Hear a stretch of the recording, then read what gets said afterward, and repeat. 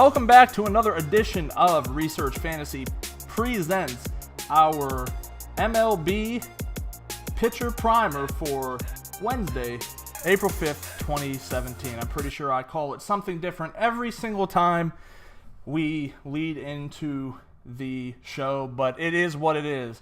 I'll keep things brief today. I'm under an enormous time crunch, which I'll probably say in every video. Let's start things off with Chris Sale of the Boston Red Sox at home against the Pittsburgh Pirates at 11-4 on FanDuel. A lot of people might look at Sale and say no reason to pay up for him. Didn't really adjust very well, headed to Boston last year. Retooled his pitching approach to be less strikeout driven and more length into games and run management and things of that nature. This is still one of the best pitchers in all of baseball. I have no hesitation at all. The Pirates' 7th highest strikeout rate to left-handed pitching last year. And it's a little bit shocking when you're looking at guys like Marte and McCutchen, but McCutchen appears to be a shell of his former self. A lot of the guys I really liked for the Pirates. I mean, when you're talking about Adam Frazier, Josh Bell, who I think Bell might be switch hitter, but I do prefer him from the left side, and you're replacing those two with David Freese and Jordy Mercer, like, no offense to them, but it's just not the same dynamic for the team. I like the team going up against righties much, much more. Just have not looked good to start the season. I am willing to buy in on Sale tonight. I think we could be looking at a game where he comes up with, 7 innings, 8 strikeouts, maybe give up a run. That's a good outing. It's going to probably get you both the win and the quality start on FanDuel, so he's a nice place to start. Kenta Medea looked like an idiot last night on the mound, and it was kind of interesting, you get in, it's not a sticker shock situation, but you looked at Maeda, you looked at where his price at, you saw the opponent. You don't want to do too much box score looking because you could get into a lot of trouble that way in daily fantasy. Maybe I wish I would have a little more because he was not good to close out the year last year. Has some severe limitations in terms of innings and things like that. Really, a lot of people had him, so it was somewhat mitigated, but pivoting off of him to McCullers would have been a much better approach. Unfortunately for me, McCullers was my second pitcher in my cash games on DraftKings with Maeda so that I could really fill out my lineups. I'm not afraid to go with Rich Hill tonight. 96 on FanDuel.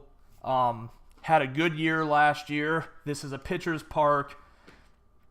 Padres still a bad offense. I don't want to say bad offense because there's some, you start talking about Hunter Renfroe, Austin Hedges, Yngvar Solarte, and obviously Will Myers, and then guys like Travis Jankowski, they have some upside. It's not a bad offense. I just think it's bad for this situation. This is, I wouldn't mind playing those guys against Wiley Peralta or someone of a little lesser quality, but against Rich Hill, I think I'm willing to take the dive on him tonight, make him my second pitcher. Again, another pretty safe ceiling floor combination, but then again, that's the same thing we said about Maeda yesterday. Finally, I'm looking to take things a little bit risky tonight. 7,700 on FanDuel. James Paxton traveling to Minute Maid Park to take on the Houston Astros. No, this is not necessarily a situation where I'm salty because the Astros were one of my top stacks. And let's face it, they were a lot of people's one of their top stacks yesterday, and they only put up 2 runs. But we've seen this kind of behavior from the Astros before, where they're incredibly boom bust. And we've heard a lot of hype coming in on Paxton. He had a decent year, maybe even a good year last year. I think that a lot of people were looking at him as a possible breakout candidate this year.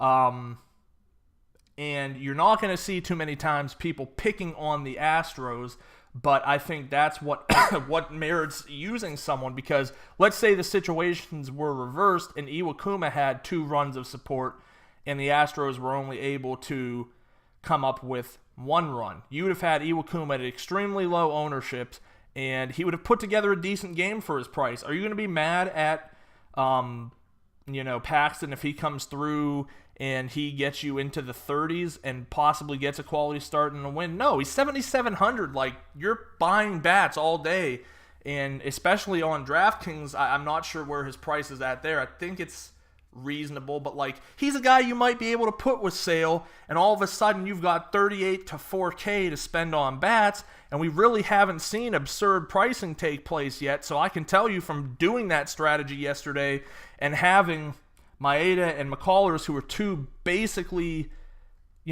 average priced pitchers. I guess they were, second and third and fourth, but like, they were under 10K. I was still able to put in Sanchez, Rizzo, Odor, Longoria, Blackman. I mean, my lineup was laid out.